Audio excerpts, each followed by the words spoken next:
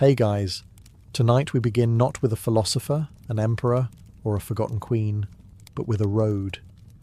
A brutal, dusty, sometimes deadly road stretching over 2,000 miles through the American wilderness. A road that lured pioneers westward with promises of land and glory, and delivered dysentery, starvation, and broken wagon wheels instead.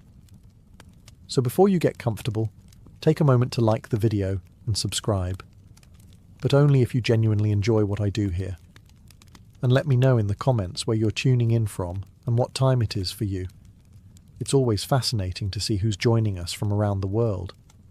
Now, dim the lights, maybe turn on a fan for that soft background hum, and let's ease into tonight's journey together. So, you've decided to go west. Bold choice. You've said goodbye to your house, your neighbours, and the idea of indoor plumbing. You're going to Oregon, land of opportunity, fertile soil, and death by river crossing. But first, you've got to pack. And packing a wagon is not like packing for a weekend trip to the lake. This isn't, did I forget my toothbrush?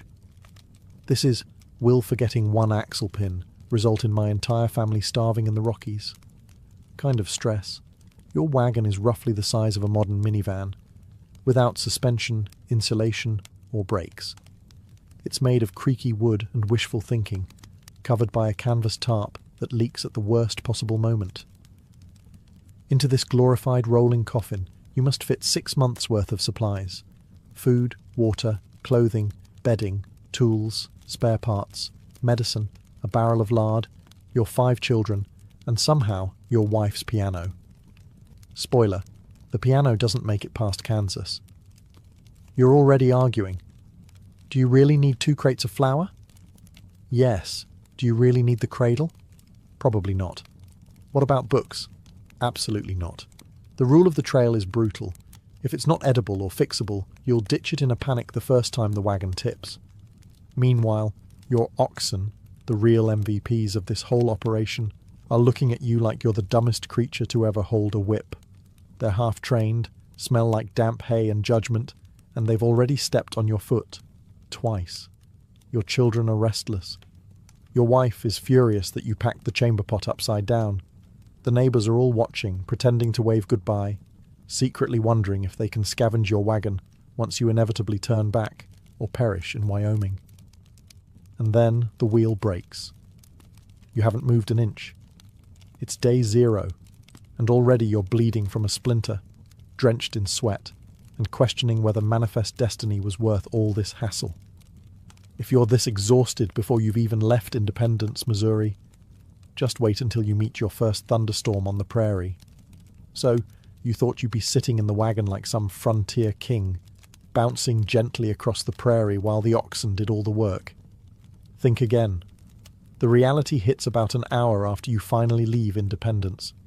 Riding inside the wagon is a luxury, and a miserable one at that. It's cramped, stuffy, and every bump sends your spine into a brief, spiritual crisis.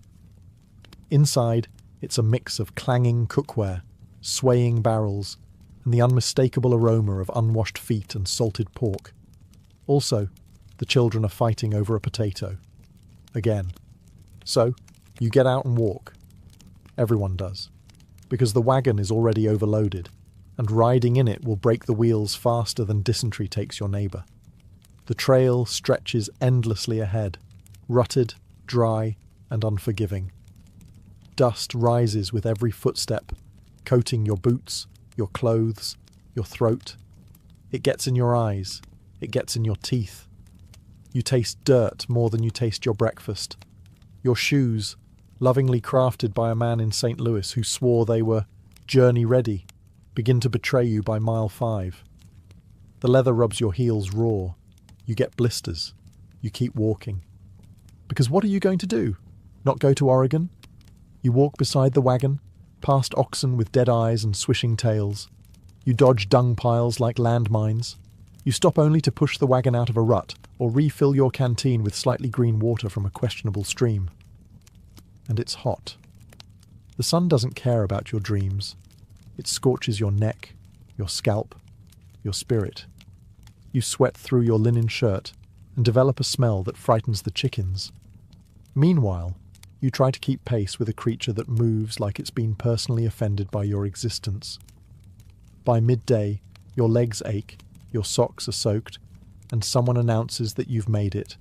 7 miles.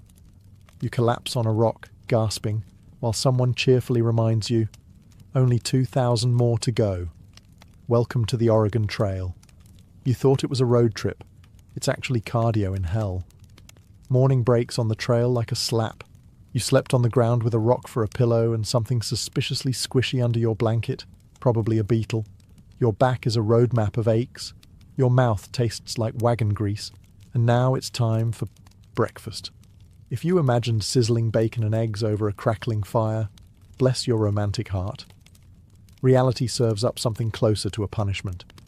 You get a dented tin plate, a lukewarm scoop of yesterday's beans, and a biscuit that could legally qualify as a building material. The beans are cold. The biscuit is hard. The vibe? Desperation garnished with soot. There's no coffee. Let's be clear about that. Coffee is for people with money, storage space, and hope. What you get is brown water, vaguely warm, filtered through a scrap of cloth that once dried your oxen. It tastes like dirt and dreams deferred. Still, you gulp it down because the alternative is dying of thirst or drinking from that stream upstream of the dead mule. Someone tries to cheer you up by adding a spoonful of molasses to the beans.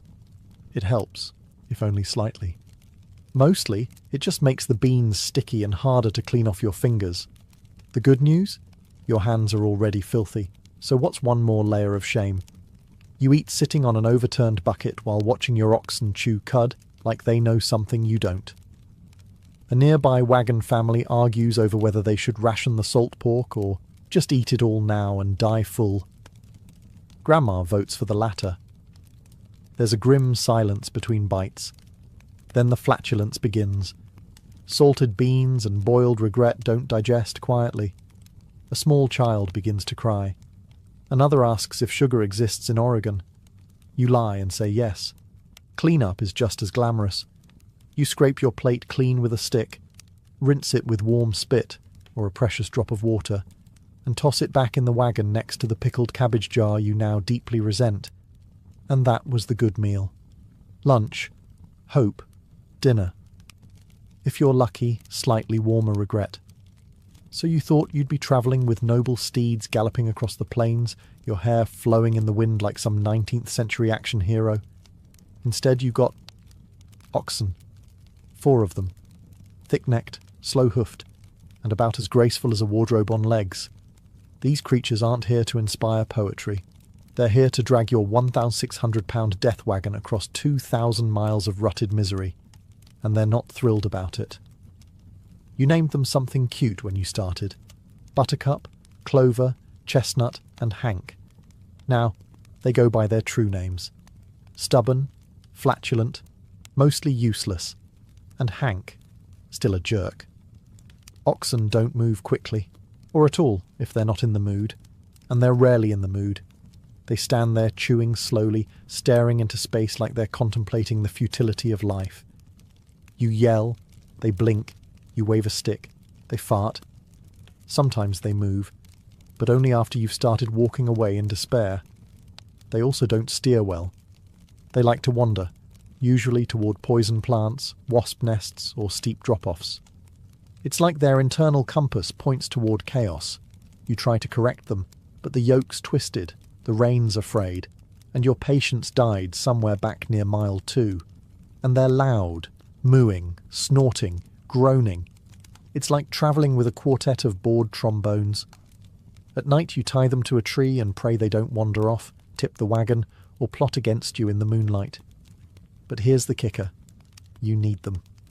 Desperately. Because you're not pulling the wagon. Neither is your 8-year-old son, no matter how enthusiastic he was back in Missouri. Without the oxen, your journey ends right there. So you feed them, brush them, and apologize after yelling, even though deep down, you suspect they enjoy your suffering. And when one goes lame, because of course it does, you limp onward, dragging everything a little slower, a little sadder, praying the next trading post has a spare. They say pioneers respected their animals. That's true. But it was a respect built on fear, sweat, and knowing that Hank could end your life by simply refusing to move. It happened sooner than you expected. One moment you're trotting along at your usual 1.5 miles per hour, humming a tune to keep yourself from crying, and the next, crack. Something snaps. Loudly, dramatically. Like the wagon itself just gave up on life. Everyone stops. You look around. The oxen are still chewing like nothing happened. The children are digging in the dirt for a pretend picnic. But you know, deep in your soul, you know. Something important is broken. Maybe it's the axle. That cursed wooden bar that somehow holds your entire future together. Or maybe it's the tongue, the long beam connecting your wagon to the oxen, which now lies in two pitiful pieces like a snapped bone. Either way, you're stranded. And it's day 3. You dig through your supplies for tools. You packed spare parts, right? Or did you trade the replacement wheel for a sack of apples back in Independence? Those apples are long gone now, eaten and mourned. You find a hammer, a bent nail, and what might be a butter churn lid. None of these help. There's no mechanic, no emergency hotline. Your nearest help is 30 miles behind you, and he's also missing a wheel. You consider using a tree branch as a makeshift fix. It works for about 12 feet. Then the whole wagon lurches sideways like a dying elk and drops half your flour barrel into the road. Flour. Gone. Floating in the breeze like snowy disappointment. The rest of the party, because yes, you're travelling with others, watches politely, pretending not to judge you, but absolutely judging you. One of them whispers, "Rookie," under their breath. Another offers help in the most condescending tone imaginable. You smile through your teeth and tell them you're figuring it out. Spoiler, you are not. By the end of the day, you've spent 6 hours whittling a splint out of firewood, lost a day's worth of progress, and learned that wagon parts were apparently made of glass and betrayal. You finally get moving again, a little slower, a little shakier, and then someone says, "Hey, where's the water barrel?" You left it behind. Of course you did. You've made it to your first river crossing. It's wide. It's muddy. It's moving fast enough to make you question every decision you've ever made. On the other side, more trail, more misery. In between, your worst nightmare disguised as water.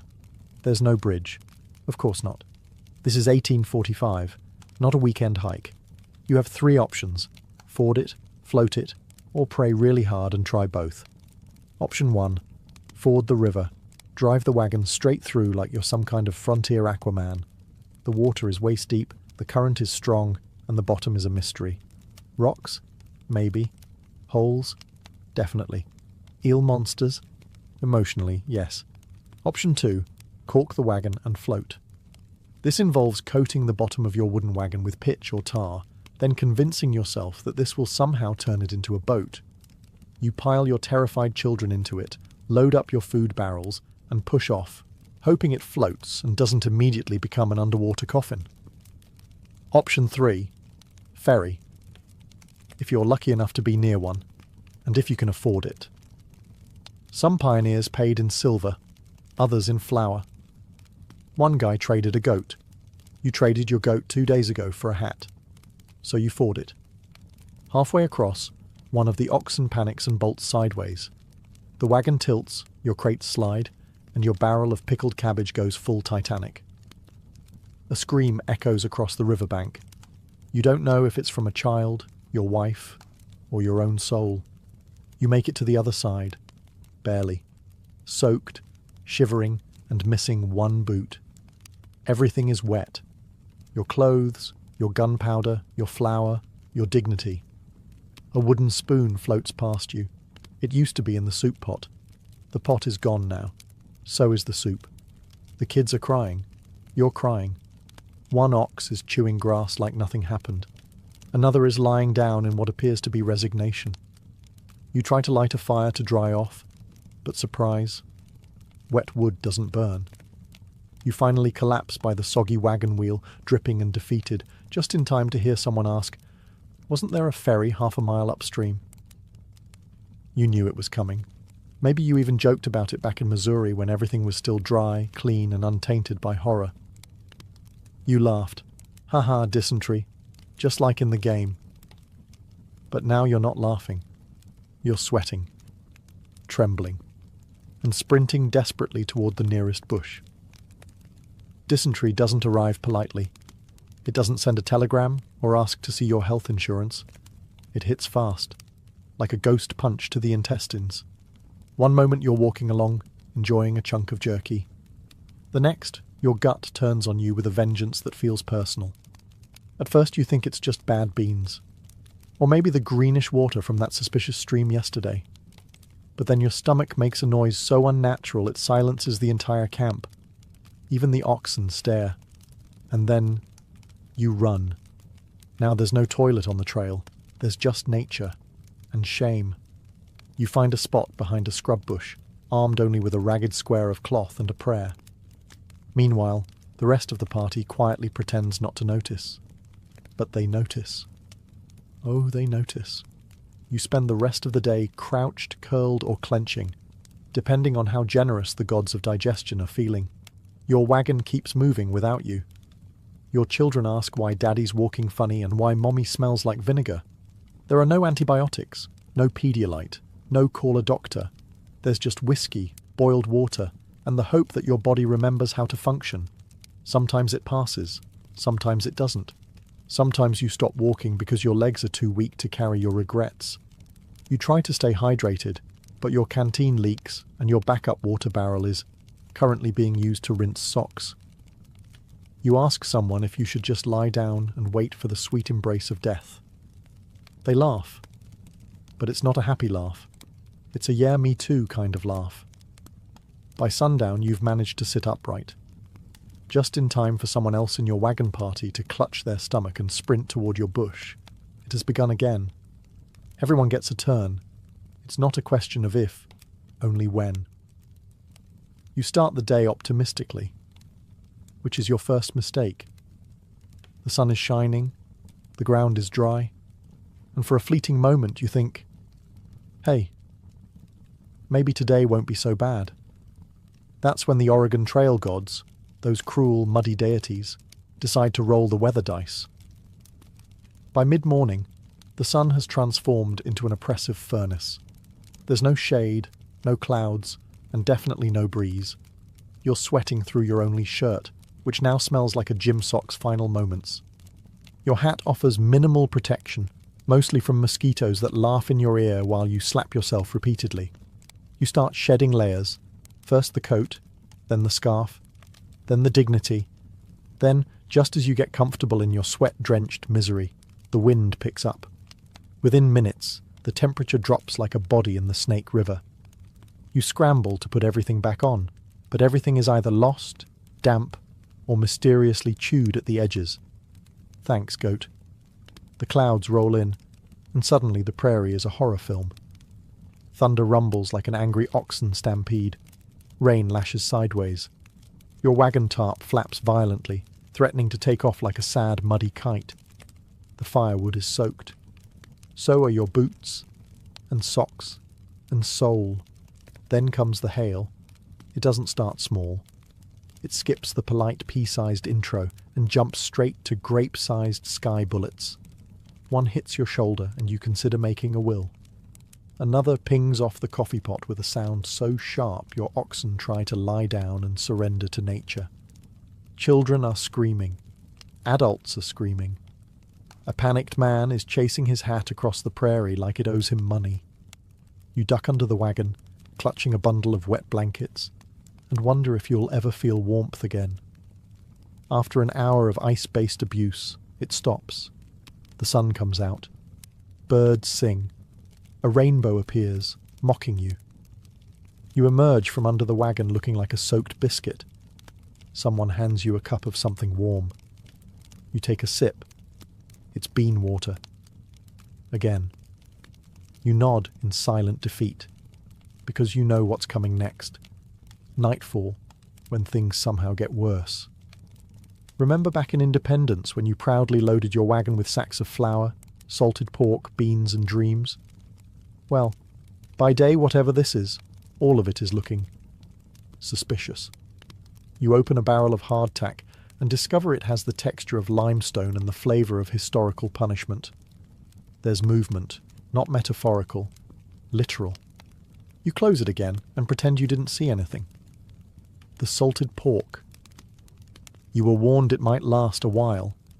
What they didn't tell you is that a while ends faster when the barrel isn't sealed properly, and one of your oxen used it as a scratching post.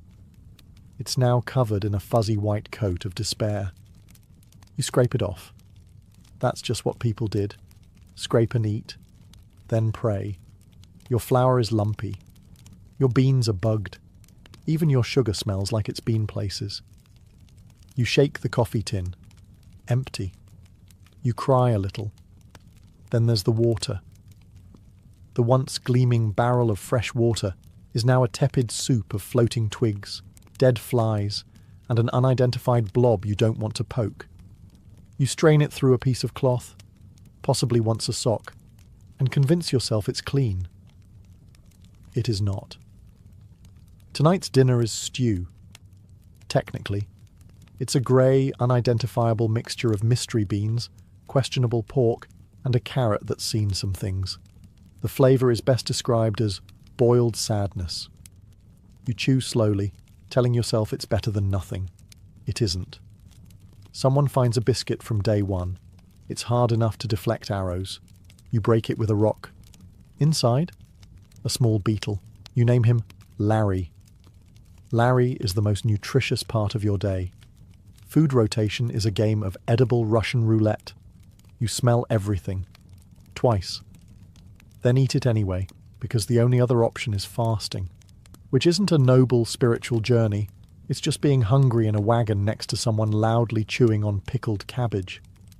By the end of the meal, you feel full, but nervous. There's a certain bubbling. You find yourself watching the bushes again. One more day, one more meal, one more reason you probably weren't built for this. You wake up to the sound of sobbing. Not the usual kind. Not a child whining about blisters, or someone groaning over spoiled beans. No, this one's different. Heavy. Final. You step out of the wagon and immediately know someone died last night. Maybe it was old man Jenkins, the one who looked like he was being held together by grit and jerky. Or maybe it was the little girl with the cough that wouldn't quit. Or the baby born 3 days ago under the wagon during a thunderstorm. You didn't even know her name. There are no undertakers, no polished caskets, no solemn organ music. Just a shallow grave dug in hard dirt with a spade that's also used to scoop beans. The body is wrapped in a blanket, the least mouldy one available, and lowered in with care, or at least with grim urgency. The preacher in your group, who also doubles as the blacksmith, says a few words. Something about dust and eternity, and the Lord's will. Someone coughs. Someone else mutters about getting a move on.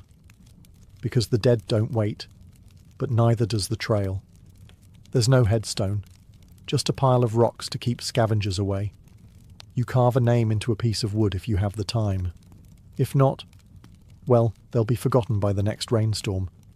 Sometimes you wonder how many graves you've already passed without knowing. You try not to think about it. You focus on the wheel, the oxen, the miles ahead. You eat lunch with the taste of morning in your mouth. A child asks why Grandma isn't walking today. You lie. Again. At first it shakes you. Then it dulls. Then it becomes part of the routine. Someone dies. You bury them. You move on. Trail statistics tell you this is normal. 1 in 10 never made it. Disease, accidents, childbirth, exhaustion. You were warned. You just didn't think it would be someone you knew. Someone who shared their molasses with you. Someone who helped push your wagon out of the mud. Now they're in the ground, and the trail keeps pulling forward. Grief on the Oregon Trail has no pause button. By now, you've learned that the Oregon Trail is less rugged adventure and more slow-motion breakdown with livestock. But just when you think the worst is behind you, the dysentery, the blisters, the funeral, nature decides to roll out its welcoming committee. First come the coyotes. They howl at night like a middle school flute recital, loud, off-key, and deeply unsettling. At first you think it's wolves. Then someone explains, no, wolves would be quieter.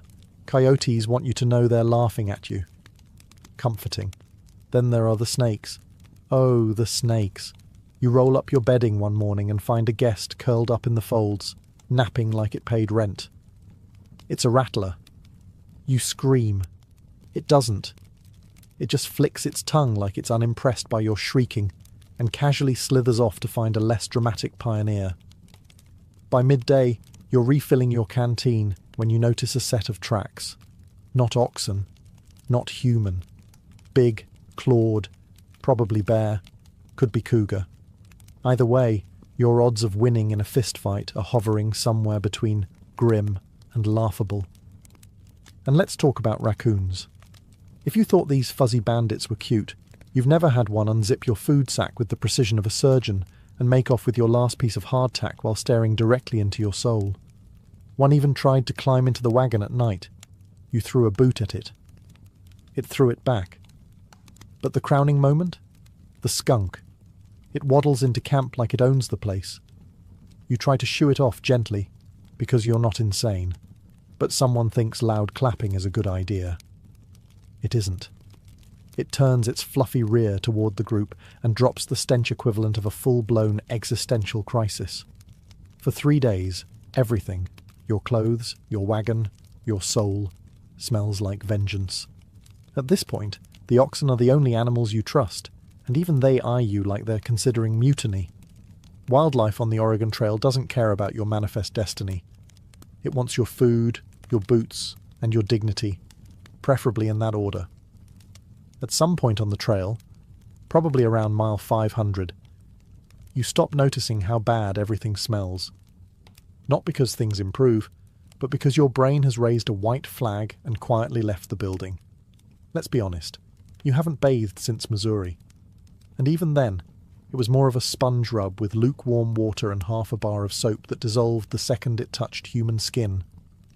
Now, you're lucky if you get to splash your face with creek water that isn't actively flowing over a dead squirrel. You'd like to change clothes, but the clean ones are buried under 3 crates of flour and a screaming chicken. And even if you could get to them, they're just as filthy. Everything is dusty, sweaty, and vaguely sticky. Your socks have become biohazards. Your boots smell like they're fermenting. And your hair, a crunchy monument to trail dust, grease, and hopelessness. If a bird landed in it, you wouldn't even notice. In fact, it might be comforting to have the company. You've considered washing. You really have. But that would require water. Precious, rationed water. And using it on your body instead of your oxen is seen as borderline treason. You once suggested taking a dip in a stream, only to be reminded that little Jimmy did that and caught creek rash. Jimmy hasn't been the same since. Toothbrushing? Hilarious.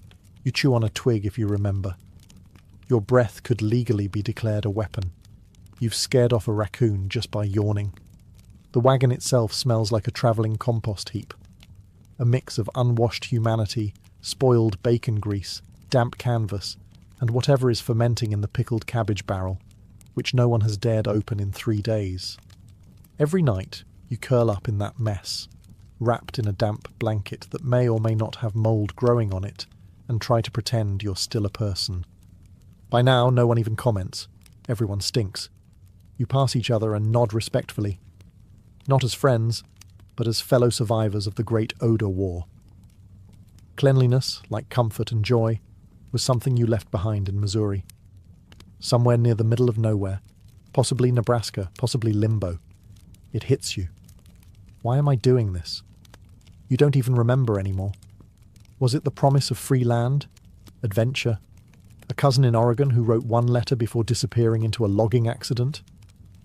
You stare out at the endless plains, each one looking exactly like the last, and begin to suspect this was less of a journey and more of a slow, dusty mistake. Your back hurts. Your legs ache. Your face feels like it's been sandpapered by the wind, and your oxen, who now openly ignore your commands, look healthier than you do. Your fellow travellers are equally unwell. One guy talks to his wagon wheel now. Your wife hasn't spoken since Kansas except to curse at the firewood. Your children ask if Oregon has real beds and real food, and you answer with the vague confidence of someone who absolutely does not know. You find a flat rock and sit on it. Not because you're tired, you are, but because your soul needs a moment to grieve. You used to be someone. You had shoes with soles. You had dreams. Now you have sunburn and a shirt that smells like boiled despair. A tumbleweed rolls past, almost mockingly. You try to journal, but the ink is dried out and your fingers are too sore to grip the pen. So you stare, and think, and regret. Then someone in your group cheerfully shouts, "Only 1,000 more miles to go." You don't respond. You simply lie flat on your back in the dust and make peace with the prairie. A vulture circles overhead. You wave at it. It waves back. Probably. Later, you overhear someone say, "At least the trail builds character." You nod solemnly, then mutter under your breath, "I liked my old character better." By nightfall, you've stopped asking if things will get easier. You now ask if they'll simply stop getting worse. And that's the Oregon Trail mindset, really. Not hope, not determination, but a quiet, dusty form of acceptance. You keep walking, not because you want to, but because going back would mean walking all the way back. By this point, you've stopped functioning like a regular human being. You've gone feral, in a quiet, dusty, extremely dehydrated sort of way. You no longer see the wagon as a tool or a burden. It's your only constant companion. Your home. Your enemy. Your therapist. You catch yourself talking to it. At first, just muttering. "Let's get over this hill, girl." Then full-blown conversations. "No, I don't think the oxen are pulling their weight. Thank you for noticing." If anyone overhears you, they don't mention it. They've started whispering about you in the same tone people use for a horse with a limp. The wagon doesn't judge you. Unlike the rest of your party, it doesn't ask you where the last barrel of flour went. Spoiler, it tipped into a ravine. It doesn't sigh when you burn dinner again. It just creaks reassuringly. You tell yourself that means it understands. You've personalized it now, given it a name, something sturdy, like Clara or Old Maud. You pat it in the mornings. You apologize when a wheel hits a rock too hard. When it groans under a heavy load, you whisper, "I know, girl. I know." One day, someone finds you polishing the axle with your shirt sleeve, murmuring sweet nothings about reinforced dowels. They back away slowly. Probably wise. And it's not just the wagon. You're forming emotional attachments to anything with weight and silence. Your shovel has become a confidant. Your coffee pot is a symbol of hope. The dent in your mess tin, a reminder of that hailstorm in Chapter 8. You treasure it. The trail has peeled away everything unnecessary. Hygiene, modesty, social norms.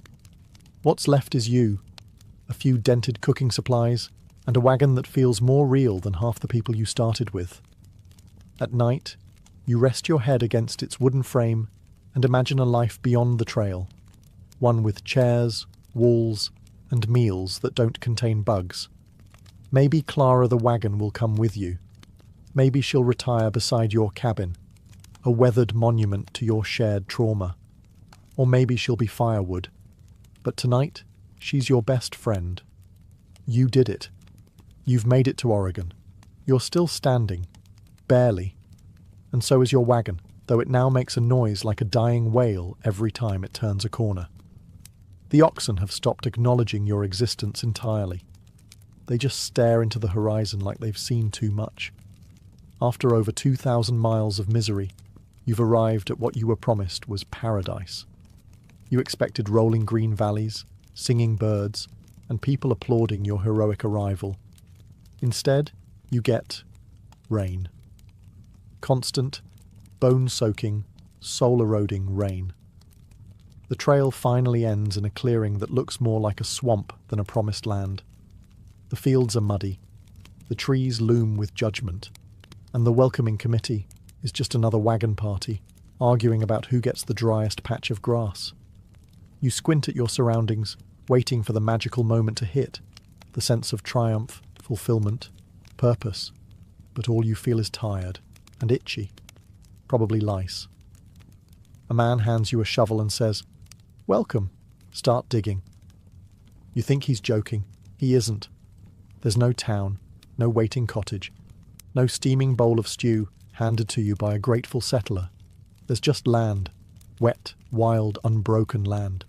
Yours, apparently, as long as you can survive on it, build on it, grow things on it, not die on it. You glance at your family. They look like extras from a zombie film, dirty, ragged, sunken-eyed, and emotionally unavailable. The baby is chewing on a rock. No one has the energy to stop her. Your wagon, Clara, shudders one last time and collapses into a defeated pile of timber. You whisper thank you and pretend it wasn't emotional. You realise slowly that this isn't the end of anything. It's just the next chapter of hard work, bad food, unpredictable weather, and oxen-related conflict. But you also realise something else. You made it. Not everyone did. Not everyone could. You're changed, hardened, possibly haunted. But you survived the Oregon Trail. And if you can do that, well, maybe you really can do anything. Except eat another salted bean.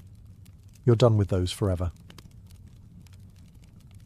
In the grand theatre of ancient politics, Cleopatra VII of Egypt didn't just play her part, she rewrote the script. Her liaisons with Julius Caesar and later Mark Antony are often romanticized, but beneath the surface, these were cold, calculated alliances crafted for survival and dominance. When Cleopatra ascended to the throne of Egypt in 31 BCE, she wasn't alone. She co-ruled with her younger brother, Ptolemy XIII, as per dynastic tradition. But the young king's advisors quickly moved to sideline her, pushing Cleopatra into exile. Her response wasn't to rally an army or beg for clemency. It was to ally with the most powerful man in the known world. Cleopatra knew that aligning with Rome meant securing her kingdom's future. She had herself smuggled into Julius Caesar's quarters, allegedly rolled inside a carpet. Theatrics aside, she offered Caesar something more valuable than affection: stability in a volatile region and the riches of Egypt's grain and gold. Caesar, embroiled in his own civil war back home, saw the utility. He helped Cleopatra defeat her brother and reinstated her as queen. Soon after, their son Caesarion was born, though never formally recognized by Rome. Years later, Cleopatra repeated the strategy. When Caesar was assassinated, the Roman world fractured. Cleopatra saw another opportunity. She formed a powerful alliance, both political and personal, with Mark Antony, one of Rome's leading triumvirs. With him, she bore 3 children and jointly ruled vast territories stretching from Egypt to Syria. Their union was a direct challenge to Octavian, the future Augustus, who used their relationship as propaganda, painting Cleopatra as a scheming Eastern temptress, corrupting a noble Roman general. The truth was more complex. Cleopatra was using marriage and motherhood as tools of statecraft. She wasn't seducing Roman men for pleasure. She was securing her dynasty's place in a world increasingly dominated by Rome. Her downfall came not from a misstep in love, but from a miscalculation in power. When Antony and Cleopatra were defeated at the Battle of Actium, it wasn't just the end of a romance, it was the collapse of a diplomatic strategy centuries in the making. Cleopatra's life proves that in the ancient world, marriage wasn't about love, it was about leverage. Before Cleopatra wielded marriage like a weapon, another queen had already demonstrated its power: Olympias, mother of Alexander the Great. Born into the ruling house of Epirus, Olympias was married off to King Philip II of Macedon as part of a strategic alliance. On the surface, it was a classic dynastic union. But Olympias wasn't content to be a pawn. She played the long game. Philip II had no shortage of wives. His marriages were almost entirely political, each one crafted to secure loyalty from various tribal regions around Macedon. Olympias stood out, not only because she was the mother of his heir, but because she was fiercely intelligent, deeply religious, and politically astute. She was initiated into the cult of Dionysus, and rumours swirled that she slept with serpents and claimed divine ancestry for her son. When Philip began taking other wives, tensions boiled over.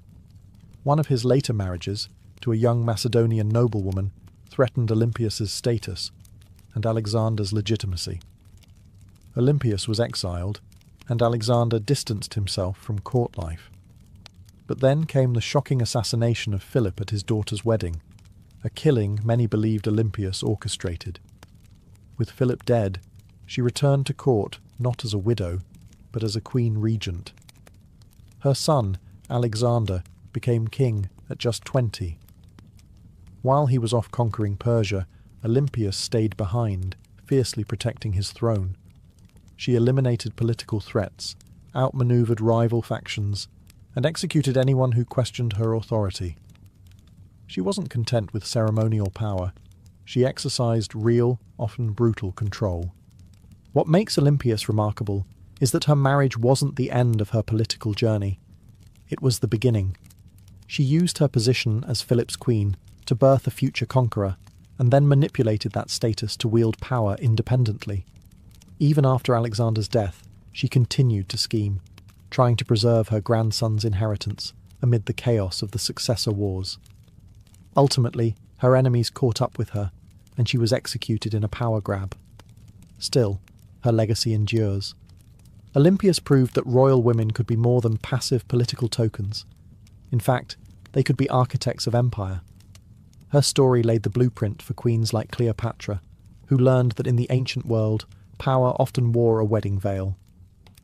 While Olympias and Cleopatra used marriage to gain or maintain power in volatile regions, Livia Drusilla mastered a different game, long-term imperial influence from within Rome's most powerful family. Her marriage to Octavian, who would become Augustus, Rome's first emperor, was not just a love match. It was a calculated merger of prestige, wealth, and dynastic ambition. Livia was already married and pregnant when she first met Octavian. That didn't stop him. So captivated or strategically motivated was he that he forced a quick divorce from both sides. Livia's husband was exiled, and within months she was married to the future emperor, still visibly pregnant from her previous union. It was the kind of scandal that would have destroyed reputations in the Republic. But the shifting tides of power were already washing away the old rules. Though Livia never bore Augustus a child, their marriage became the axis around which the Julio-Claudian dynasty revolved. Augustus adopted her sons from her first marriage, Tiberius and Drusus, effectively merging two powerful bloodlines. Livia became the ultimate Roman matrona, poised, pious, and politically connected. But behind the scenes, she was anything but passive. Livia acted as a key advisor to Augustus for decades. Ancient sources hint that she pulled strings quietly but firmly, shaping succession plans, neutralizing rivals, and guiding the empire's internal politics. She was involved in courtly manipulations so subtle they were mistaken for domestic virtue. Tacitus, not one to hold back his cynicism, later accused her of poisoning rivals, including potential heirs, to ensure that her son Tiberius would eventually become emperor. Whether that's true or not is beside the point. What matters is that Roman historians even believed she could have done it. That alone speaks volumes about her power. When Augustus died, he left Livia not only immense wealth, but also political authority. She was granted the title Augusta and worshipped in temples, a privilege typically reserved for deities. Her influence over her son Tiberius was strained and often fraught, but the fact remained. She had helped build an imperial dynasty from within a marriage. Livia's story reveals how Roman women, despite lacking official political office, could wield dynastic power through the institution of marriage. In the empire, alliances weren't forged solely on the battlefield, but in bedrooms, cradles, and bloodlines.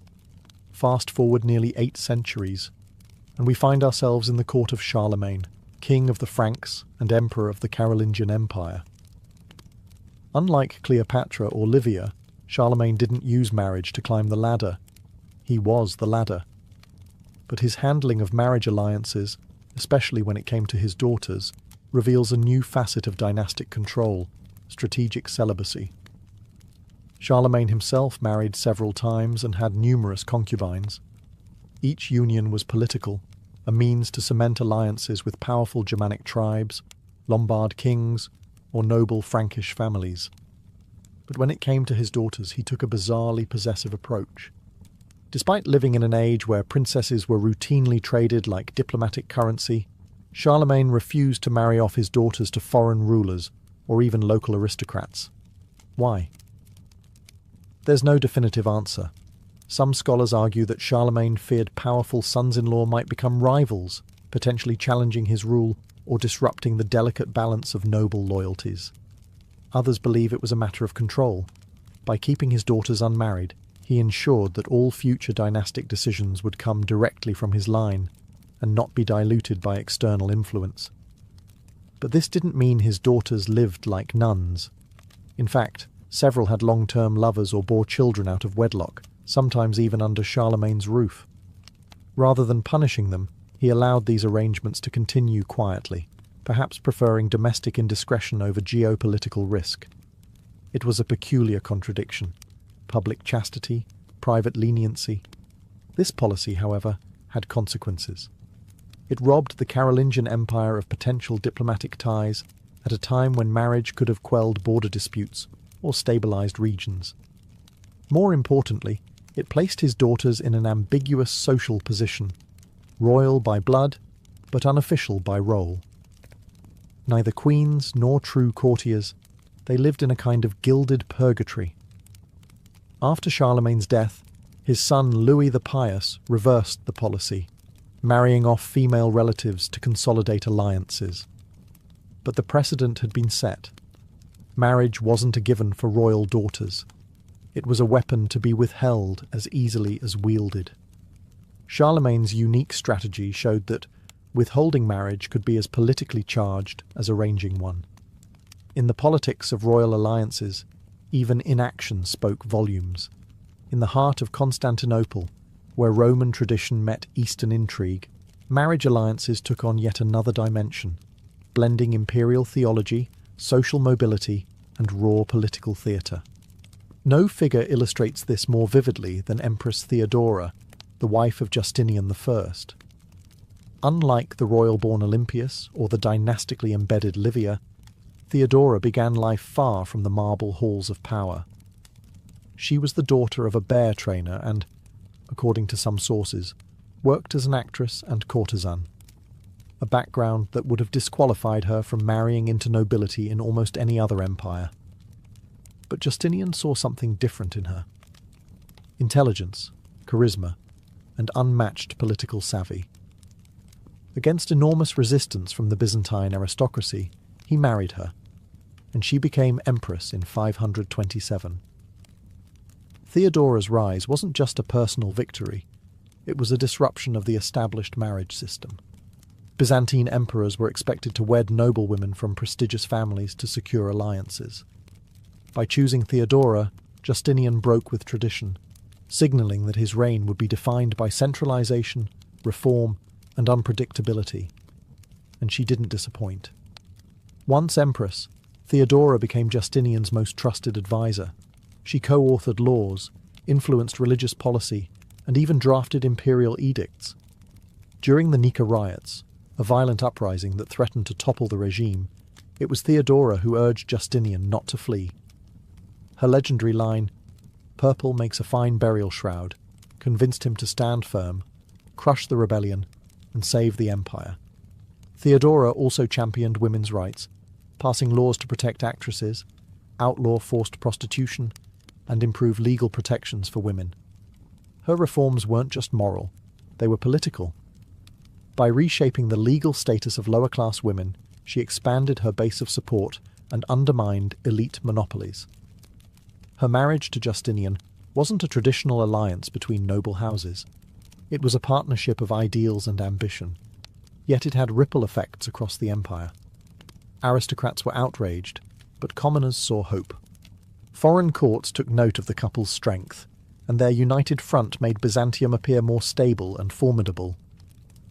Theodora's story shows how a marriage could not only reflect the political landscape, it could redefine it entirely. In the Byzantine Empire, love and power weren't opposites. They were mutually reinforcing forces of reinvention. Few women in medieval Europe wielded more influence through marriage than Eleanor of Aquitaine. Born in 1122, Eleanor inherited the vast and wealthy Duchy of Aquitaine, making her one of the most desirable heiresses in Europe. But Eleanor wasn't just a passive prize. She used her marriages not only to maintain her own power, but to shape the political geography of France and England for generations. Her first marriage was to Louis VII of France.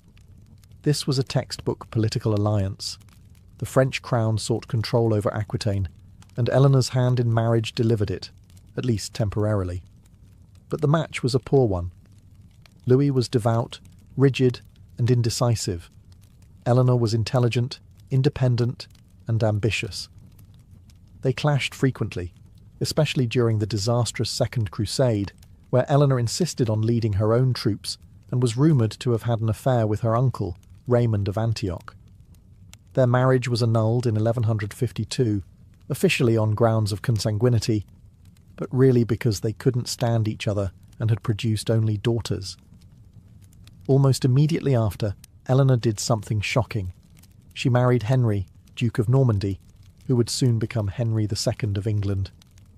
With one move, she shifted her allegiance and Aquitaine's wealth from France to England, sparking tensions that would fester for centuries. As Queen of England, Eleanor bore 8 children, including Richard the Lionheart and King John. But her influence wasn't confined to childbearing. She actively participated in governance, helped administer territories, and even led a rebellion against Henry when their marriage soured. For 15 years she was imprisoned, proof of her political danger. Upon Henry's death, Eleanor re-emerged as a formidable power broker. She negotiated Richard's release from captivity, arranged dynastic marriages across Europe, and governed England in his absence. Her webs of alliances, carefully spun through both blood and betrothal, extended from Sicily to Castile. Eleanor's marriages weren't merely personal choices or noble duties.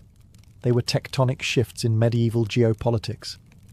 Her unions created and destroyed empires, redefined loyalty, and proved that one woman, properly positioned, could redraw the map of Europe. In Eleanor, the politics of marriage reached a new level, not just in forging empires, but in mastering them. No dynasty perfected the art of political marriage quite like the Habsburgs. From the late Middle Ages into the modern era, this sprawling European family expanded its power not through bloodshed, but by strategically marrying into every royal house worth courting. Their motto might as well have been, "Why fight when you can wed your way to domination?" At the heart of this strategy was Maximilian I, Holy Roman Emperor, in the late 15th century. His marriage to Mary of Burgundy in 1477 brought the wealthy and rebellious Burgundian territories under Habsburg control, an acquisition that gave his family a foothold in Western Europe and made the French nervous for centuries. But Maximilian's most powerful move was on behalf of his children. His son, Philip the Handsome, married Joanna of Castile, heir to the combined Spanish kingdoms of Aragon and Castile. This union produced Charles V, arguably the most powerful man in 16th century Europe. Charles inherited Spain, the Netherlands, Austria, and parts of Italy, not by conquest, but by virtue of these carefully arranged unions. He even ruled lands in the Americas, all thanks to paperwork, not warfare. The Habsburgs took this strategy to near absurd levels. They were infamous for marrying cousins, nieces, and even uncles to nieces, in a relentless effort to keep power within the family. It worked until it didn't. Generations of inbreeding led to health problems, most famously embodied in Charles II of Spain, who was physically and mentally debilitated due to centuries of narrowed gene pools. Still, the political dividends were undeniable. The Habsburgs controlled thrones in Spain, Austria, Bohemia, Hungary, and even parts of Italy and the New World, all without fielding massive armies. Their empire was held together by rings, not swords. However, the reliance on marital diplomacy came with risks. If a marriage failed to produce heirs, or produced the wrong kind, it could unravel decades of careful planning. Succession crises were frequent, and wars still broke out when rival claimants emerged from within the same bloodline. The Habsburgs demonstrated that marriage wasn't just one tool in the diplomatic toolbox, it was the toolbox. In the early modern world, no bullets flew before betrothals were tried. And for centuries, the Habsburgs proved that wedding bells could echo louder than war drums. Catherine de' Medici didn't just marry into power. She manipulated it with surgical precision during one of Europe's most turbulent eras. Born into the immensely wealthy Medici banking dynasty in 1519, Catherine was married off at 14 to Henry, Duke of Orléans, the future King Henry II of France. The match was arranged to solidify ties between the powerful papacy and the French crown, a classic case of political bookkeeping disguised as matrimony. At first, Catherine seemed sidelined. Her husband openly favoured his mistress, Diane de Poitiers, and for years Catherine failed to produce an heir. But when Henry ascended the throne and eventually died from a jousting accident, everything changed. Catherine became Queen Mother to 3 successive kings: Francis II, Charles IX, and Henry III. All were too young or too weak to rule independently, so Catherine did it for them. Amid growing conflict between French Catholics and Huguenot Protestants, Catherine turned to marriage as a political scalpel. Her most controversial move came in 1572, when she orchestrated the marriage of her daughter Marguerite de Valois to the Protestant Prince Henry of Navarre. The goal was to bring peace to a fractured kingdom through a symbolic union. Instead, the marriage detonated one of the bloodiest episodes in French history. Days after the wedding, Catholic mobs unleashed a massacre on Huguenot guests in what became known as the St. Bartholomew's Day Massacre. Thousands were slaughtered, and Catherine was accused, then and now, of engineering the entire ambush. Whether she ordered the killings directly remains debated, but she certainly used the marriage to lure Protestant leaders into a vulnerable position. Even after the carnage, Catherine didn't abandon her marriage games. She spent years negotiating more dynastic unions, hoping to balance the power of French noble families and maintain royal control.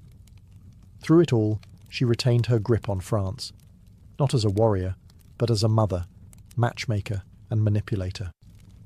Catherine de' Medici transformed the royal wedding into a chess move where every bride and groom was a pawn in a broader game.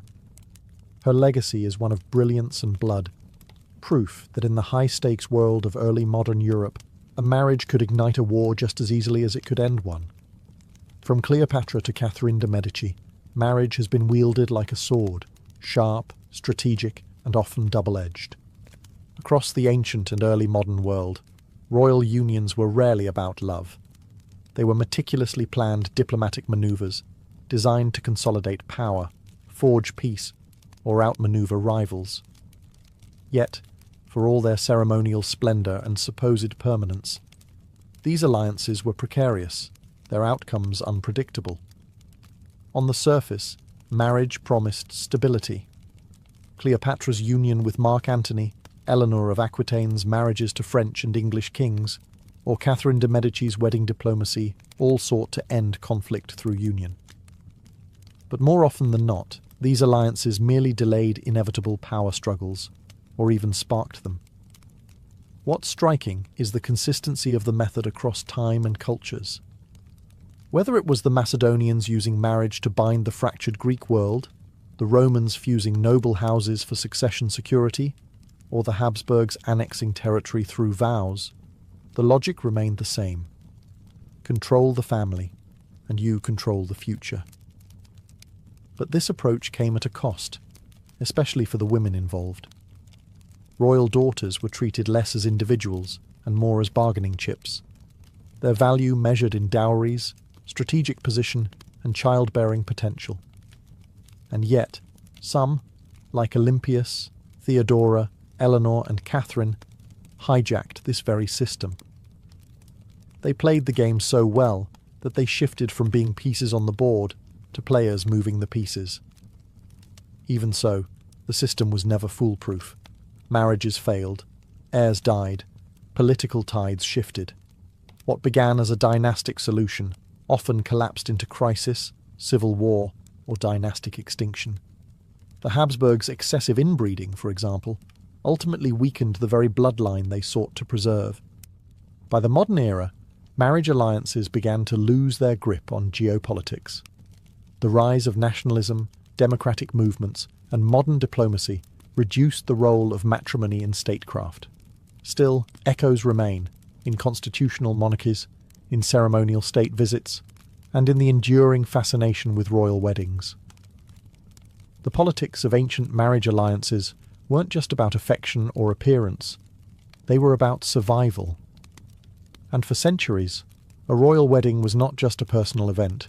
It was a declaration of intent, an act of war or peace sealed with a kiss, or more accurately, with a contract and a crown.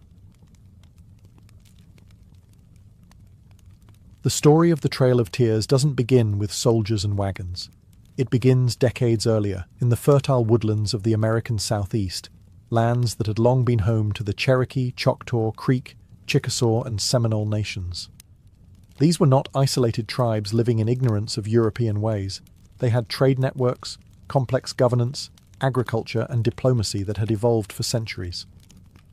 By the early 19th century, many of these tribes were actively trying to coexist with the growing United States. Some even adopted European customs, Christianity, formal constitutions, plantation-style agriculture, and the ownership of enslaved people. But none of that mattered. As the population of the United States surged after the War of 1812, so did its hunger for land, especially in the South, where cotton was rapidly becoming king. White settlers, backed by local militias and opportunistic politicians, began encroaching on native land, pushing boundaries with a sense of entitlement cloaked in the ideology of manifest destiny, the belief that Americans had a divine right to expand across the continent. Despite formal treaties that guaranteed native tribes sovereignty over their ancestral lands, those agreements were repeatedly ignored or renegotiated under pressure. Legal battles were fought, and some tribal leaders still hoped that diplomacy might preserve their autonomy. The Cherokee Nation, in particular, took extraordinary steps to defend its rights. They formed a constitutional government, published newspapers, and took their case all the way to the U.S. Supreme Court in Worcester versus Georgia, where they won. But the ruling was only as powerful as those who enforced it. President Andrew Jackson famously refused to do so, allegedly saying, "John Marshall has made his decision. Now let him enforce it." Meanwhile, violence and harassment against native communities escalated. Militia raids, arson, and forced land seizures became increasingly common. The Southeast was becoming a pressure cooker, and the federal government was preparing the legal and logistical framework for something unprecedented: the systematic removal of entire native populations from their homelands. The seeds of displacement had been sown, not through sudden acts of cruelty, but through decades of policy, prejudice, and calculated neglect. The stage was set, the roads west were being cleared, and the tears had not yet begun to fall, but they would soon, and in unimaginable number. When Andrew Jackson was elected president in 1828, the fate of native nations east of the Mississippi grew grim. Jackson was a war hero, known for his brutal campaigns against the Creek and Seminole during earlier military expeditions. He saw Native American sovereignty as incompatible with American progress, and viewed indigenous peoples not as citizens to be included, but as obstacles to be removed. Jackson wasted little time. In 1830, he signed the Indian Removal Act into law. On paper, it was framed as a voluntary exchange. Tribes would relocate west of the Mississippi River in return for land, money, and government support. But in reality, it was legalized coercion.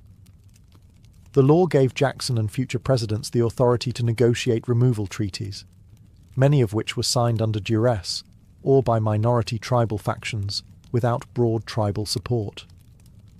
The act passed in Congress by a narrow margin. Many Americans, particularly in the North, opposed it, including figures like Davy Crockett and missionaries who lived among native communities. But in the South, the law was wildly popular. White farmers and speculators were eager to seize the lands of the so-called 5 civilized tribes, especially the fertile territories in Georgia, Alabama, and Mississippi. Georgia wasted no time. Even before the ink dried, the state moved to assert jurisdiction over Cherokee lands, ignoring both federal treaties and Supreme Court rulings that declared such moves unconstitutional. Cherokee leaders continued to resist through legal means, while Jackson's administration quietly encouraged aggressive encroachment. To Jackson and his supporters, removal was seen as a benevolent alternative to extermination or assimilation. He argued that it would save native nations from destruction by moving them beyond the reach of white settlers. But to the tribes it was thinly veiled theft, an act of dispossession under the guise of policy. The Indian Removal Act marked a turning point. It set a legal and moral precedent that would justify years of forced migration, broken treaties, and state-sponsored violence. Under Jackson's leadership, removal was not a hypothetical option. It was a promise, a campaign pledge, and soon, a reality. By pushing through the Indian Removal Act, Jackson transformed an American idea, manifest destiny, into federal law. And for thousands of native families, that law would soon mean uprooted lives, death marches, and the collapse of centuries-old homelands.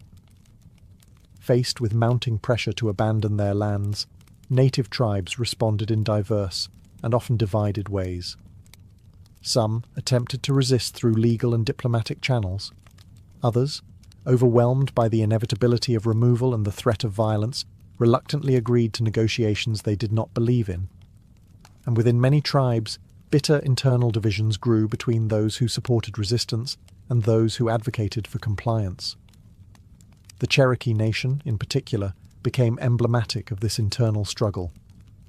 Under the leadership of Principal Chief John Ross, the majority of the Cherokee people remained firmly opposed to removal. Ross was educated, politically savvy, and tireless in his efforts to protect Cherokee sovereignty. He lobbied Congress, appealed to sympathetic Americans, and took the legal battle all the way to the Supreme Court in Worcester versus Georgia, which ruled in favor of the Cherokee. But that victory was hollow. Andrew Jackson and the state of Georgia ignored the ruling, and federal troops refused to enforce it. Meanwhile, a smaller faction within the Cherokee, led by Major Ridge, his son John Ridge, and Elias Boudinot, concluded that removal was inevitable. Fearing total annihilation if they resisted, they signed the Treaty of New Echota in 1835 without the consent of the tribal majority. This treaty ceded all Cherokee lands east of the Mississippi in exchange for land in Indian Territory and financial compensation. For the U.S. government, this provided the legal cover it needed. For the Cherokee people, it was a betrayal. The Treaty of New Echota passed in the U.S. Senate by a single vote, despite widespread protests. John Ross submitted a petition with over 15,000 Cherokee signatures, almost the entire population, opposing the treaty, but it was ignored. The government had what it wanted, a signature on a treaty, however illegitimate. Similar patterns unfolded among the Choctaw, Creek, Chickasaw, and Seminole. In many cases, tribal leadership was fractured. Treaties were signed under duress or by unauthorized representatives. Communities were divided between those who hoped to survive by yielding and those who resisted at any cost. By the mid-1830s, the machinery of removal was already grinding forward. What had once been debated in Congress and the courts was now becoming reality. And for many tribes, resistance had failed, not because it lacked courage, but because the weight of American expansionism was too heavy to stop. The first major test of the Indian Removal Act came with the Choctaw Nation. In 1830, the Treaty of Dancing Rabbit Creek was signed. another so-called agreement made under enormous pressure. It ceded over 11 million acres of Choctaw land to the United States in exchange for territory in what is now southeastern Oklahoma. The treaty promised money, supplies, and support for relocation, but the reality was starkly different. In 1831, the Choctaw began their forced exodus. It quickly turned into a humanitarian disaster. There were few wagons, inadequate food, and barely any medical support.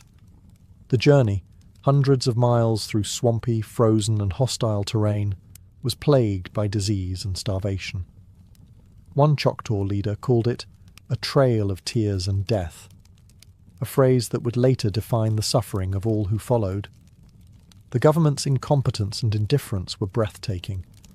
Contractors hired to transport and feed the Choctaw often failed to deliver, leaving families stranded or dead on the roadside. Heavy rains turned paths into impassable mud, and many died of pneumonia, dysentery, or exposure. It's estimated that over 2,500 Choctaw perished during or shortly after the journey, roughly 20% of those who were relocated. Hot on the heels of the Choctaw came the Creek Nation. They had fought fiercely against removal, and many were dragged west only after violent suppression. In 1832, under intense pressure, the Creek signed the Treaty of Cusseta, ceding their remaining lands in Alabama. While the treaty allowed Creeks to apply for individual land allotments, widespread fraud and settler violence rendered those protections meaningless. Local white settlers invaded Creek territory, burning homes, assaulting families, and claiming property by force. By 1836, the Creek situation exploded into open conflict. The U.S. Army intervened, and thousands of Creek were rounded up at gunpoint. Nearly 15,000 were forcibly marched west to Indian Territory. Conditions mirrored those faced by the Choctaw: no infrastructure, inadequate supplies, and a deadly winter. Thousands died en route, many buried in unmarked graves along the trail. The removals of the Choctaw and Creek sent a chilling message to the remaining tribes. Resistance would be punished, treaties would be ignored, and survival meant suffering. For the US government, these operations were successful. For Native America, they were catastrophic beginnings to what would become one of the darkest chapters in American history. Of all the removals, none is more widely remembered or mourned than that of the Cherokee Nation. Unlike many tribes, the Cherokee had made deliberate efforts to assimilate into American society. They adopted a written constitution, developed a syllabary for their language thanks to Sequoia, printed bilingual newspapers, and built schools, farms, and even plantations.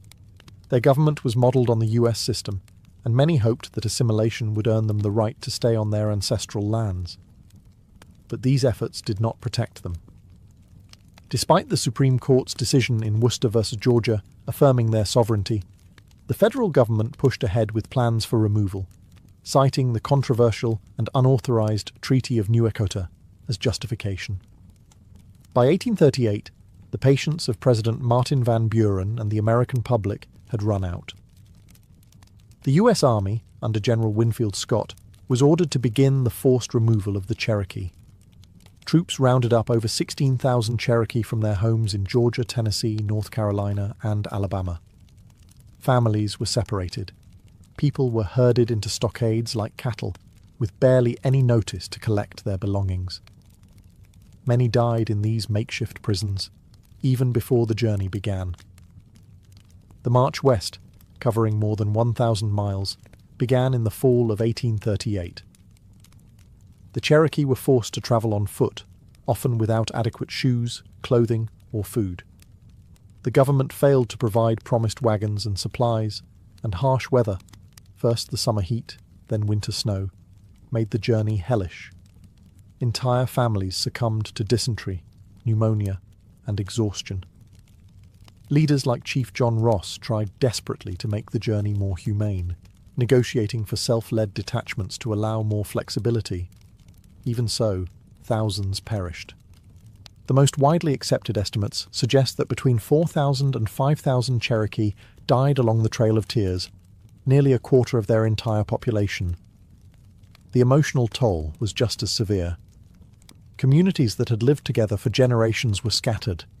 Sacred sites were left behind.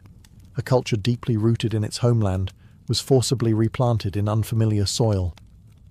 The Cherokee removal became the symbol of everything the Trail of Tears represented: broken promises, national betrayal, and the horrific cost of American expansionism. And though it was framed as policy, it was, at its core, a forced death march driven by greed and indifference. Unlike the Choctaw Creek or Cherokee, the Seminole did not go quietly, or entirely at all. Their removal was the bloodiest and most prolonged of all, stretching over several decades and involving 3 brutal wars. The Seminole were a unique people, a fusion of various Native American groups and escaped enslaved Africans who had found refuge in the swamps and hammocks of Florida. That diversity, combined with their guerrilla warfare tactics and deep familiarity with the terrain, made them formidable opponents.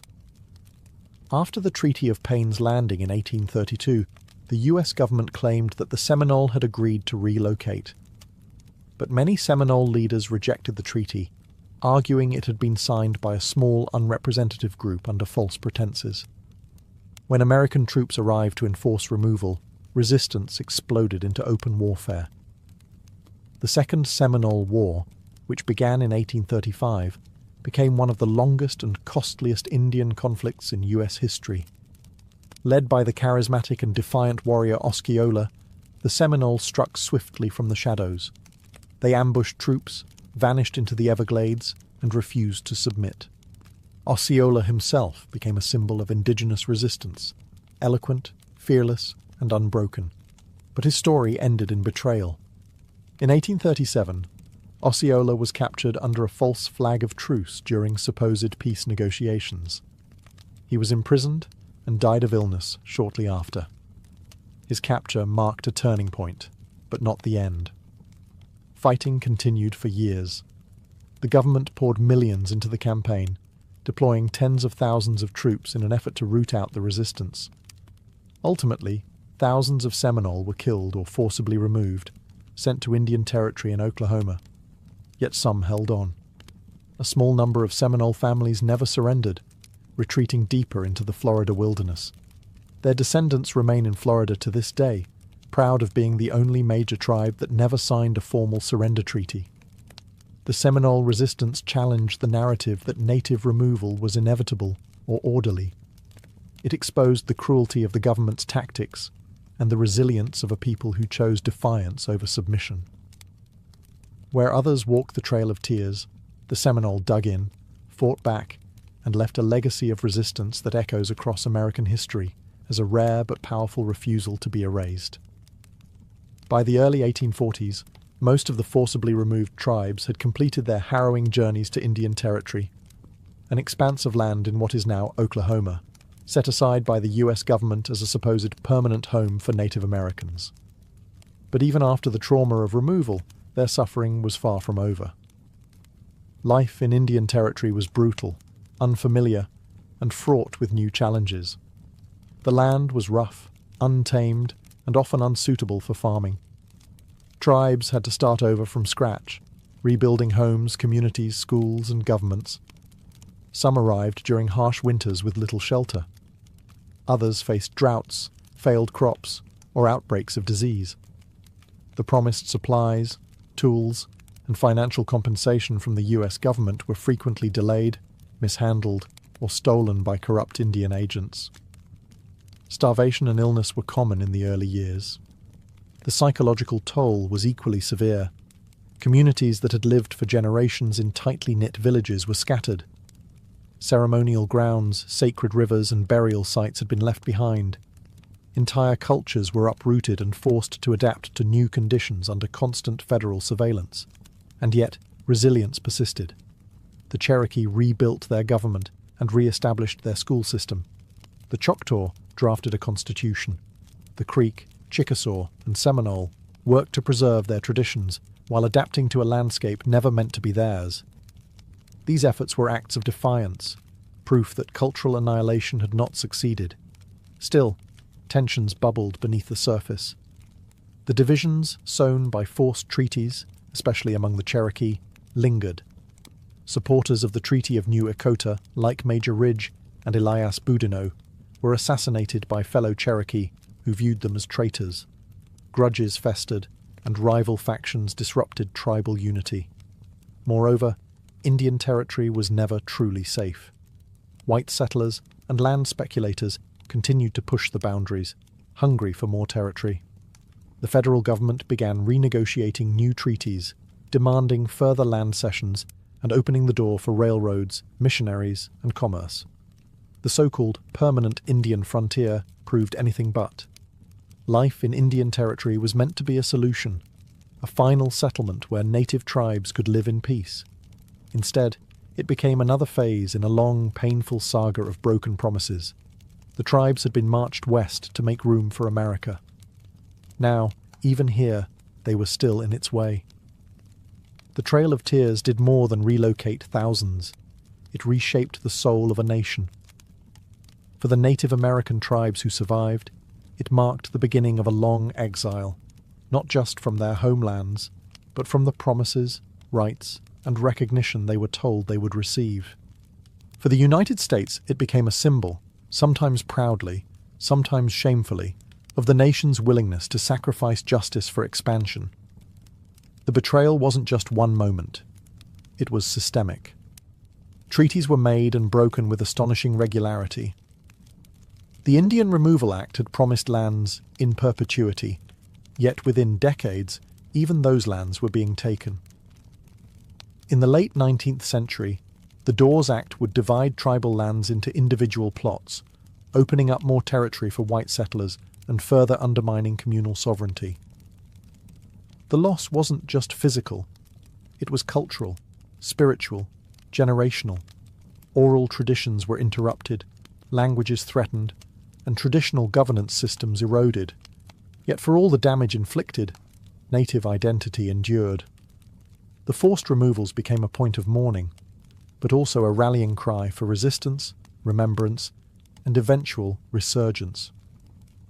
In the broader American consciousness, the Trail of Tears was long neglected or softened in schoolbooks and public memory. It was often portrayed as a sad but necessary step in building a great nation. Only in the late 20th century did wider public reckoning begin. Monuments were erected, historical trails marked, and official apologies issued. In 1987, the US Congress designated the Trail of Tears National Historic Trail, recognizing the path of suffering taken by the Cherokee and other tribes. But no memorial can reverse what was lost. Generations of pain echo in the names of those who died along the trail, in the stolen futures of entire communities. The Cherokee, Choctaw, Creek, Chickasaw, and Seminole were not defeated. They were betrayed. Their survival is not a product of US mercy, but of their own resilience. The Trail of Tears is not ancient history. Its consequences shape native life today, in struggles over land, sovereignty, education, and justice. The legacy of betrayal has not faded, but neither has the determination of the people who walked it. They endured more than relocation, they endured erasure, and still they remember. Still they remain. Today, the Trail of Tears stands as both a historical scar and a symbol of unbreakable endurance. It is remembered not only for its brutality, but for the strength of those who survived it, and the descendants who carry that legacy forward. Across the United States, efforts to preserve the memory of this forced removal have grown, though the full weight of its impact is still not always fully acknowledged. In communities across Oklahoma and the Southeast, annual remembrance events, educational programs, and reenactments serve to honor those who were displaced or perished. The Trail of Tears. National Historic Trail now spans thousands of miles across multiple states, with interpretive centers, memorials, and preserved paths marking the route. But while plaques and monuments can offer solemn reflection, they cannot substitute for justice or restoration. For Native communities, remembering is not passive, it's an act of cultural survival.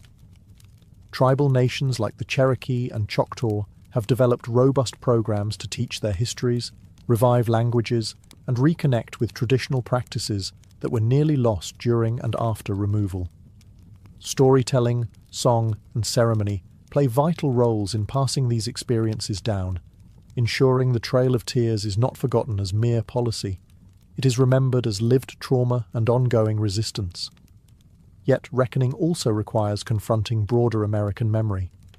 For many years, textbooks minimized the events, framing removal as an unfortunate but necessary step in progress.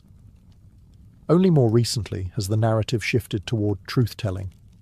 Schools, museums, and public institutions are increasingly challenged to tell the full story. Of greed cloaked in law, of democracy corrupted by conquest, and of native peoples cast aside in their own homeland. This reckoning also echoes in modern political battles over land rights, tribal sovereignty, environmental protections, and access to healthcare and education. The consequences of forced removal are still felt in systemic inequities, but so too is the strength that carried nations through the darkest miles of the 1830s. To remember the Trail of Tears is not just to look backward, it's to recognize the living presence of native peoples in America today. It's to honor survival, demand justice, and refuse to let history be rewritten to comfort the powerful. In that sense, every act of remembrance becomes a step forward on the long trail home. In ancient Babylon, justice wasn't just handed down by kings, it was etched in stone for all to see. Around 1754 BCE, King Hammurabi commissioned a towering stele inscribed with what would become one of the earliest and most influential legal codes in human history, the Code of Hammurabi. Standing over 7 feet tall and written in cuneiform script, the black basalt monument was meant to project both order and authority. It didn't just govern, it warned. The Code of Hammurabi contained 282 laws covering everything from trade and family matters to theft and assault. But it wasn't democratic. These laws reflected a rigidly hierarchical society where penalties varied dramatically depending on your social status. For example, if a nobleman broke the bone of another nobleman, the punishment was to have his own bone broken, a clear case of the infamous eye for an eye approach. But if the same nobleman broke the bone of a commoner or a slave, the punishment was merely a fine. Justice in this system was proportional not only to the crime, but to the rank of the person involved. The laws emphasized personal responsibility and state authority. Builders whose poorly constructed homes collapsed and killed the inhabitants could be put to death. Merchants who cheated customers could face mutilation. Even family disputes were tightly regulated, with strict laws governing marriage, inheritance, and parental authority. Adultery, theft, and false accusation were especially harshly punished, often by execution or public shaming. What made the code revolutionary was not just its content, but its visibility. It stood in public spaces, carved with the image of Hammurabi receiving divine authority from Shamash, the sun god and god of justice. This wasn't just a legal document, it was propaganda, reinforcing the idea that Hammurabi ruled by divine right and that his laws were sacred and immutable. However brutal it may seem by modern standards, the Code of Hammurabi established the concept that law should be written, standardized, and accessible. It replaced arbitrary judgment with codified norms. In doing so, it laid the groundwork for later legal systems across the ancient world and continues to fascinate historians, lawyers, and ethicists alike. In Babylon, justice wasn't blind. It was watching, and it had a chisel. In ancient Egypt, justice wasn't just a legal concept, it was a cosmic force.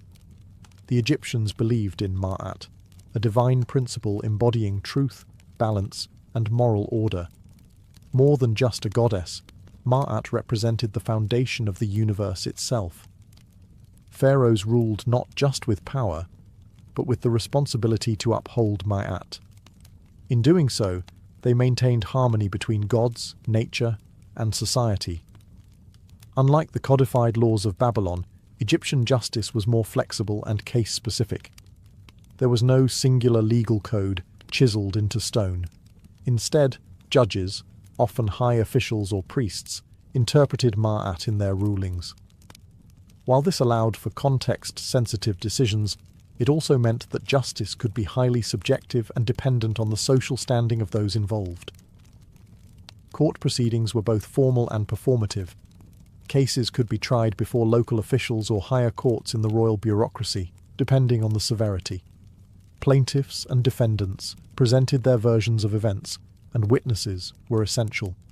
Written records, contracts, testimonies, and petitions were maintained on papyrus, a relatively advanced system of documentation for its time. For common offences like theft or assault, punishments could include fines, beatings, or forced labour. More serious crimes, such as tomb robbery or blasphemy, were treated as offences not only against the state, but against the gods. These could lead to execution, sometimes by fire, drowning, or impalement, or even posthumous punishment, like desecration of the corpse to prevent entry into the afterlife. Perhaps the most iconic image of Egyptian justice comes from the Book of the Dead, in which the heart of the deceased is weighed against the feather of Ma'at. If the heart was heavy with wrongdoing, it was devoured by Amit, a crocodile-lion-hippopotamus monster, and the soul was condemned to oblivion. If it balanced with the feather, the soul was allowed to enter the eternal paradise of the field of reeds. In Egypt, justice was inseparable from spirituality. The courtroom was not just a venue for dispute, it was a sacred space where divine order was upheld. Unlike Babylon's rigid laws, Egyptian justice flowed with the moral tides of Ma'at, rewarding those who lived in harmony with truth and punishing those who disrupted the balance of the cosmos.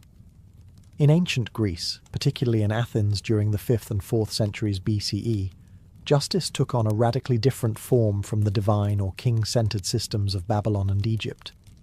The Greeks began experimenting with something revolutionary, a justice system grounded in citizenship, debate, and public participation. It wasn't perfect, far from it, but it laid the foundation for many modern legal concepts. Athenian democracy gave every male citizen the right to participate in the courts, both as a plaintiff or defendant and as a juror. There were no professional judges or lawyers. Instead, massive juries, sometimes hundreds strong, were randomly selected from the population. These jurors were responsible not only for hearing cases, but for deciding verdicts and penalties, all without appeal. Trials were short, often completed in a single day, and each side was allowed a set amount of time to present their case, measured by a water clock called a clepsydra. The types of cases ranged widely. Theft, slander, adultery, assault, property disputes, and even impiety, disrespecting the gods, could be brought to trial. While punishments for minor offences were often fines or exile, more severe crimes could lead to death, particularly in cases involving treason or religious sacrilege. Socrates, for example, was famously sentenced to death for allegedly corrupting the youth and disrespecting the gods. Importantly, Greek justice systems did not rely on a written legal code accessible to all. While some laws were inscribed publicly, much of the legal knowledge was held by a small literate elite, meaning outcomes often depended more on rhetoric than on precedent. A clever speaker, or a rich citizen who could hire a skilled orator to speak for them, had a clear advantage. Justice was tied closely to persuasion and performance. Athenians also used a form of preemptive justice called ostracism, in which citizens could vote once a year to exile someone from the city for 10 years. No crime had to be proven, just a consensus that someone had become too dangerous or powerful for the health of the state. Though flawed, ancient Greece introduced the idea that justice could be a collective civic responsibility, not just the decree of a ruler or priest. It was an early and chaotic experiment in legal equality that still echoes in today's courtrooms. In ancient India, justice was rooted in a profound and layered concept called dharma, a term that defies easy translation but roughly means duty, righteousness, and cosmic law. Unlike the law codes of Babylon or the civic trials of Greece, Indian justice was not just about right and wrong, it was about maintaining harmony in the universe, society, and the self. Dharma varied depending on one's age, caste, gender, and stage of life, making justice a deeply contextual and moral affair. The legal framework in ancient India was first formalized in texts known as the Dharma Shastras, with the most well-known being the Manusmriti, or Laws of Manu, compiled around the 2nd century BCE to the 3rd century CE. These texts weren't laws in the modern sense, but spiritual and social guidelines that shaped legal thinking for centuries. They defined everything from property rights and inheritance to marriage, contracts and punishments. The caste system was central to this legal vision. Brahmins, priests, kshatriyas, warriors, vaishyas, merchants, and shudras, labourers, were each subject to different rules and penalties. For instance, a Brahmin committing a certain offence might face a fine or temporary exclusion from rituals, while a Shudra committing the same act could be sentenced to corporal punishment or worse. Justice in this system was not blind. It was hierarchical, deeply tied to one's birth. Despite this, Indian justice was not entirely unforgiving.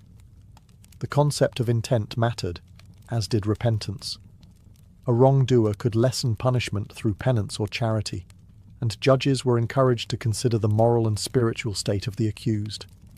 Kings often served as the highest judicial authority, advised by Brahmin scholars and ministers, blending divine law with royal decree. Trials could involve ordeals, especially when evidence was inconclusive. These included holding red-hot iron, walking through fire, or retrieving objects from boiling oil, believed to reveal guilt or innocence based on divine will. Such methods were seen as a last resort, not standard practice. Above all, justice in ancient India aimed to restore cosmic balance.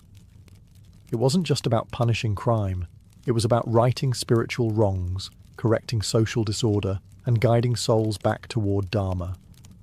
It was a justice system where morality, religion, and law were inseparable. Across the ancient world, when legal systems hit a wall, when evidence was lacking, witnesses unreliable, or accusations unprovable, societies often turned to the gods to decide.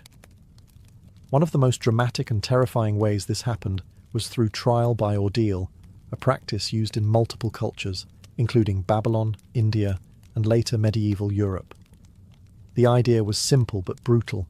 If human justice couldn't determine guilt, divine justice would intervene through pain. In Babylon, one common ordeal involved throwing the accused into a river. If they floated or survived, the gods had spared them, and they were declared innocent.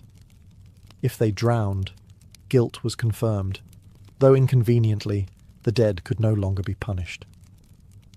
This method reflected a deep belief in divine oversight, as water was seen as a sacred and impartial force. In ancient India, as outlined in the Dharma Shastras, multiple forms of ordeal existed.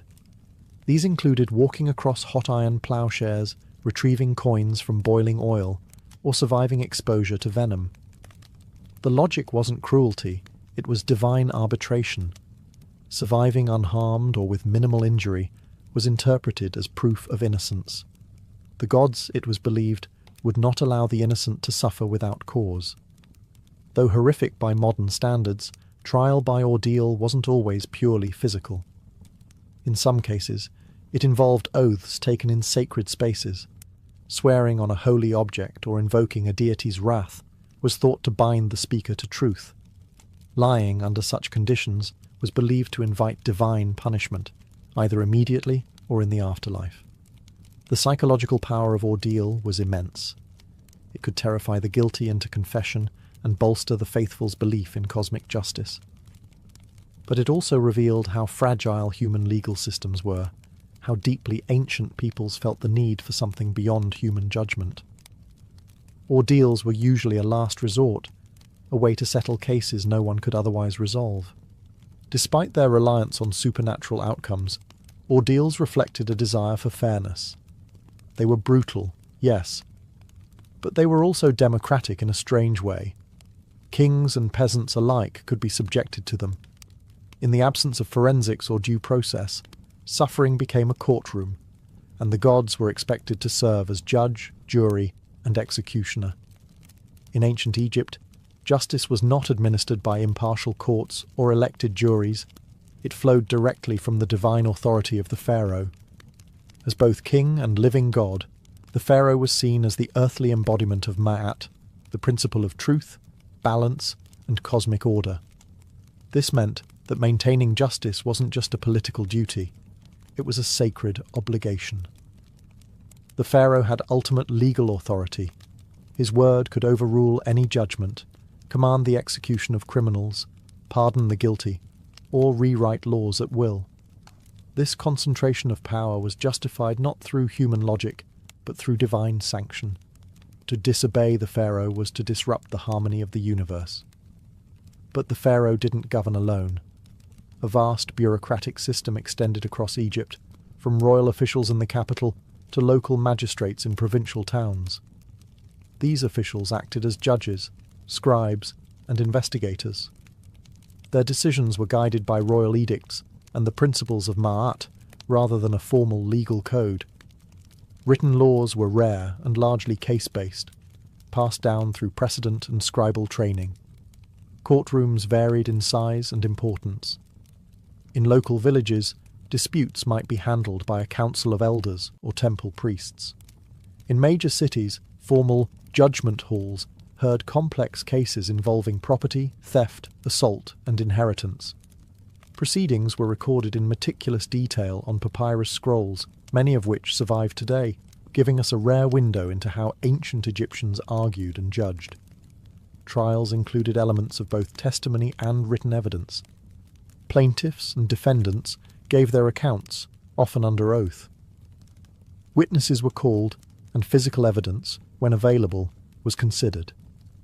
False accusations were taken seriously, and if proven, could result in the accuser receiving the punishment intended for the defendant.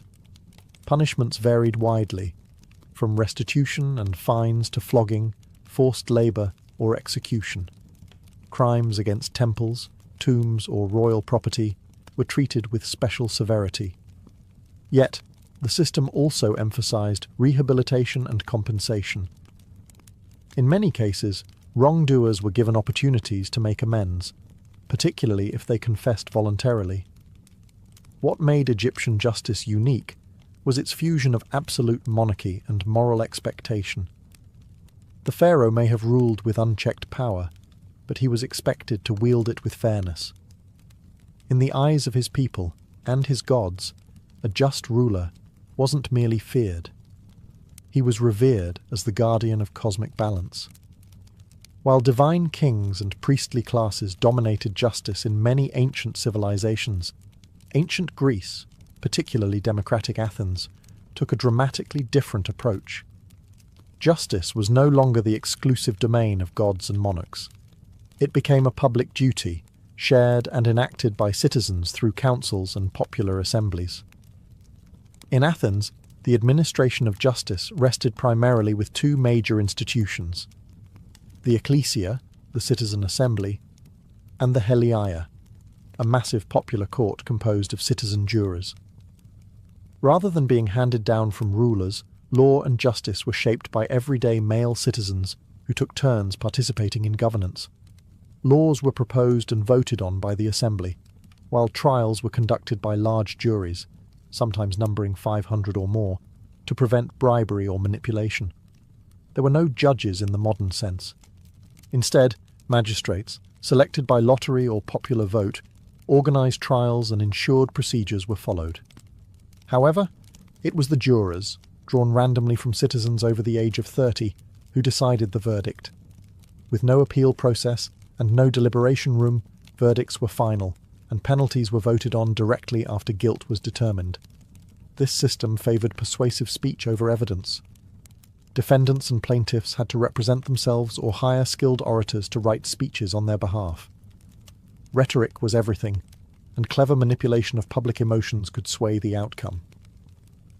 While this system promoted civic participation, it also meant that justice could be uneven, less about law and more about persuasion.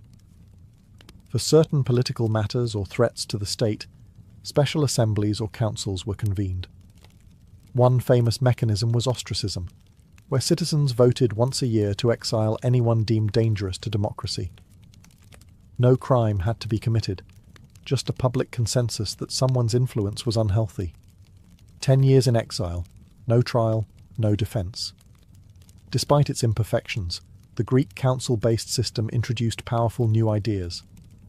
The importance of peer judgment, open debate, and the notion that law belongs to the people. It was messy, emotional, and sometimes unjust, but it was also revolutionary. In Greek justice, the courtroom was a stage, the citizen was the judge, and justice was a public performance, one in which every man had a part to play, and where power was held briefly in the hands of the people themselves. In ancient India, justice extended far beyond courtrooms and punishments. It was interwoven with the concept of karma, the belief that every action carries moral weight and spiritual consequence, both in this life and in the next. Unlike the civic trials of Greece or the royal decrees of Egypt, Indian justice emphasized a cosmic ledger, where no wrongdoing escaped ultimate accountability. Karma wasn't a legal mechanism, it was a moral law embedded in Hindu, Jain, and Buddhist traditions. Good actions led to positive outcomes, while bad actions brought suffering, even if not immediately. A thief might evade human justice, but the universe itself would balance the scales. This belief reinforced ethical behaviour, even in the absence of enforcement. Still, ancient India did have structured legal systems. The Manusmriti and other Dharmashastras offered guidance not just for courts, but for individual conduct. They outlined specific duties for each caste and role in society, reinforcing that justice was not a one-size-fits-all model. Kings were expected to rule according to Dharma, and failing to do so could bring spiritual as well as political consequences. Buddhism, which emerged in the 5th century BCE, further deepened the karmic view of justice. It rejected caste-based legal inequality and promoted universal moral principles, non-violence, truthfulness, and compassion. While not a legal code, Buddhist ethics influenced rulers like Emperor Ashoka, who in the 3rd century BCE renounced conquest and reformed his empire around Buddhist values. His famous rock edicts speak of mercy, tolerance, and the moral responsibility of governance. Justice, then, was about much more than trial and punishment. It was about inner purity, intention, and spiritual accountability. A person might escape a king's penalty, but not the consequences of their own deeds. Likewise, a king who ruled unjustly was believed to be storing up suffering for himself in future lives. This karmic understanding of justice created a powerful internalized system of order. It was deeply personal, and for many, far more intimidating than any earthly authority. Whether enforced by law or left to the cosmos, Indian civilization viewed justice not merely as retribution, but as a force for restoring harmony between self, society, and the universe itself. Though thousands of years have passed since the rise of Babylon, Egypt, Greece, and India, their justice systems continue to shape how we think about crime, punishment, and fairness today. These ancient civilizations laid the intellectual, moral, and procedural foundations of legal systems that still guide societies across the globe. Babylon gave us the earliest known codified law, the idea that justice should be publicly visible, consistent, and enforced by the state. The principle of an eye for an eye still appears in legal and ethical debates, symbolizing both the call for proportionate punishment and the dangers of retributive excess. Egypt introduced the concept of divine kingship and moral law, where justice was not just social, but cosmic. The emphasis on balance, truth, and harmony echoes in modern ideas of restorative justice, where the goal isn't just to punish, but to restore community equilibrium. Greece revolutionized justice by tying it to citizenship and participation. Trial by jury, public debate, and the notion of peer judgment began in Athens and remain central to many legal systems today. Though imperfect and exclusionary, Greek democracy planted the seeds for legal systems that value public involvement and accountability. India contributed deeply spiritual and ethical dimensions to justice. The concepts of dharma and karma added a moral backbone to legal systems, encouraging personal responsibility and self-regulation. Even today, Indian law reflects a hybrid system where British legal structures coexist with religious and customary laws, demonstrating the enduring power of ancient traditions. These systems weren't flawless. They were often unjust, classist, patriarchal, and brutal. They privileged the elite, punished the vulnerable, and enforced hierarchies. But they also posed essential questions still relevant today. Who gets to define justice? Is it grounded in divine authority, civic consensus, or moral truth? Should law be equal for all, or adjusted for social role? How do we balance punishment with mercy?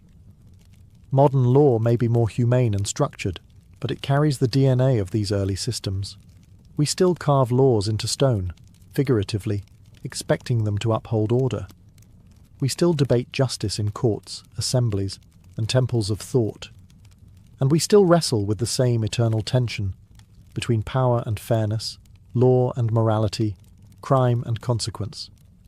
In many ways, our pursuit of justice is ancient and ongoing.